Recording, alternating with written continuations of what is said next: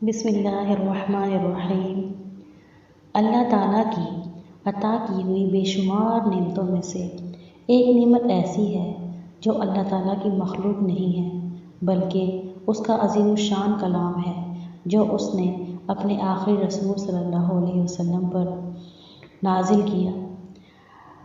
اس میں اللہ تعالیٰ نے محض اپنے لطف و کرم سے قیامت تک کے لیے اس کو محفوظ بھی کر دیا۔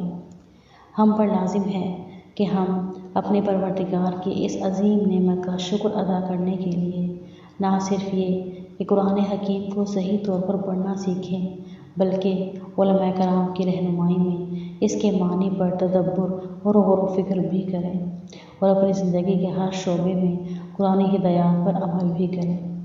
قرآن پاک کو درست طور پر پڑھنے کے لیے جو علم سیکھا جاتا ہے اس کو علم تجوید کہتے ہیں، اور اس کا سیکھنا اور اس کے اصولوں کے مطابق قرآن پاک کی تلاوت کرنا اس لیے ضروری ہے کہ نمبر 1، تجوید سیکھے بغیر قرآن پاک کی تلاوت کرنے سے بعض اوقات ایسی غلطیاں ہو جاتی ہیں جن سے معنی بالکل بدل جاتا ہے، حتیٰ کہ بعض اوقات کفریہ بول منہ سے نکل جاتے ہیں، اور اگر نماز پڑھنے کے دوران ایسی غلطی ہو جائے تو نماز ٹوٹ جاتی ہے۔ مثلاً الحمدللہ رب العالمین میں الحمد کی جگہ الحمد یا الحمد پڑھنے سے اللہ تعالیٰ کی تعریف کی بجائے برے معنی بن جاتے ہیں۔ اسی طرح سے انعمت علیہم، اس کی جگہ انعمت کی جگہ اگر انعمتی یا انعمتو پڑھنے سے معنی غلط ہو جاتے ہیں، کیونکہ تا مذکر مخاطب کے لیے ہے، تی مؤنث مخاطب کے لیے اور تو متکلم کے لیے ہوتا ہے۔ اسی طرح سورہ کافرون میں لا اعبد میں لا کو لمبا کرنے کی بجائے اگر ہم چھوٹا پڑھیں گے تو اس سے یعنی کہ اگر ہم پڑھیں لا اعبد تو اس سے معنی بالکل بدل جائے گا۔ وہ معنی کیا بنے گا؟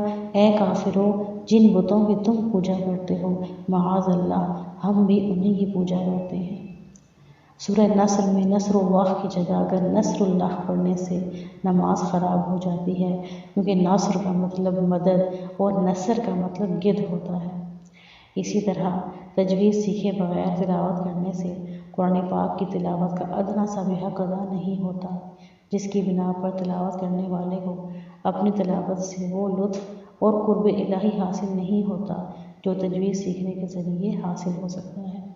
اس لیے میں نے ایک چھوٹی سی کوشش سٹارٹ کی ہے کہ میں انشاءاللہ العزیز قرآن پاک کو تجوید کے ساتھ پڑھنا سکھاؤں گی۔